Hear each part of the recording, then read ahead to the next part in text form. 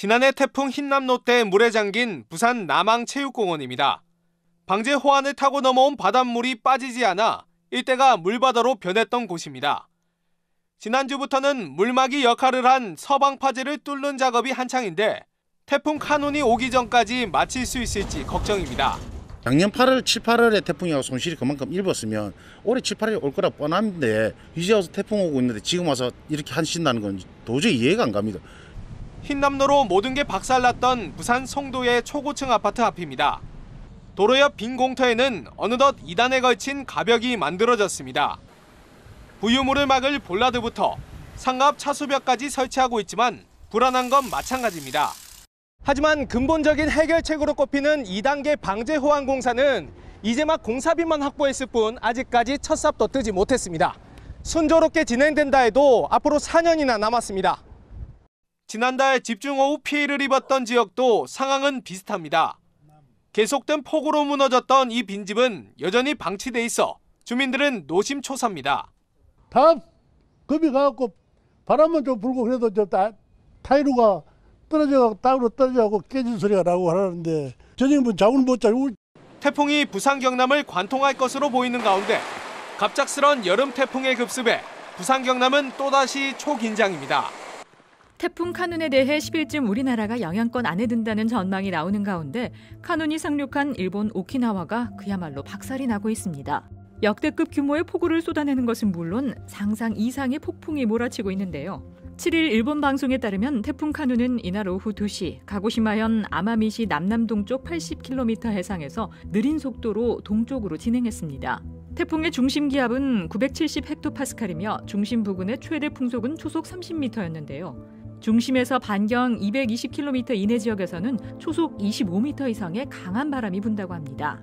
이날 정오부터 오후 1시까지 오키나와현 나고시에는 49mm의 폭우가 쏟아졌고 오키나와현 요미탄손에서는 토사제 경계구역에서 절벽이 붕괴되기도 했습니다.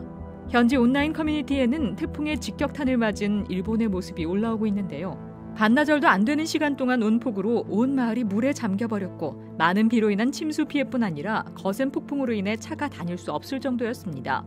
어찌나 폭풍이 셌는지 스쿠터가 공중을 날아다니며 전봇대에 박혀버릴 정도였습니다.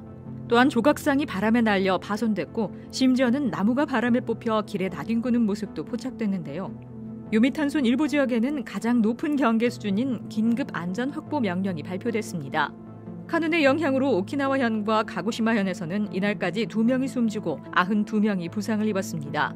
현재 카눈은 10일 오전 9시 기준 부산 동쪽 60km 해상을 지나서 10일 낮 경상 해안에 상륙할 것으로 예상되며 9일부터 부산, 울산, 경남이 태풍 카눈의 직접적인 영향권에 놓일 것으로 분석되고 있습니다.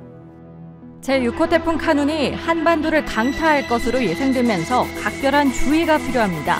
태풍 시 지켜야 할 5가지 행동 요령을 잘 기억하셔서 피해를 최소화해야겠습니다.